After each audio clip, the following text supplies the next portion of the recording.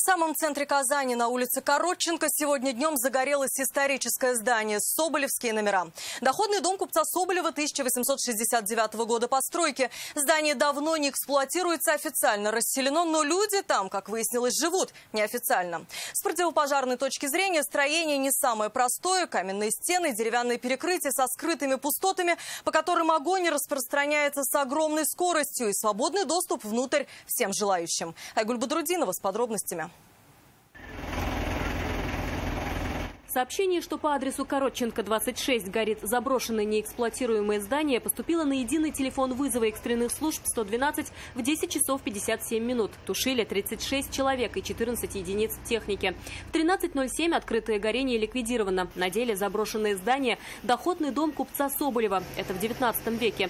Ныне исторически ценный градоформирующий объект. И хотя официально там никто давно не живет, на деле все иначе. В общежитии их следовало знать, что такое поджог будет. А давно сигарету? Давно бомжи жили? Давно, да. Ну, или сигарету, наверное. Спали, может, сигареты, может, еще подожгли. На памяти живущих рядом людей горит оно далеко не в первый раз. Раза 3 уже горит. Вот. Так что здесь какие-то меры надо принимать, сохранить этот дом, конечно, исторический дом. Местные жители, если не все, то многие практически экскурсоводы, знают и историю этих мест в целом, и этого дома в частности. Поэтому, говорят, и душа болит, когда история уходит в лету. Это историческое здание. И что интересно, сваи, деревянные сваи. Здесь же болота были. Это была задняя мокрая, та улица передняя мокрая, потом это стало мокрое. Потом это Товарная, потом это улица Саидгалеева. Здесь еще стояла Иринская бедная церковь, ее снесли. Фактически постоянные жители этого дома 3 женщины и мужчина. Удобство во дворе, рядом импровизированная терраса для летнего отдыха на свежем воздухе. В момент возгорания все были внутри. Он с одной из дам вышел сам, 2 представительниц прекрасной половины человечества спасли пожарные. Поэтому в огне никто не пострадал. Еще сейчас кто-нибудь есть? Нет, там животные только остались. Кто животные?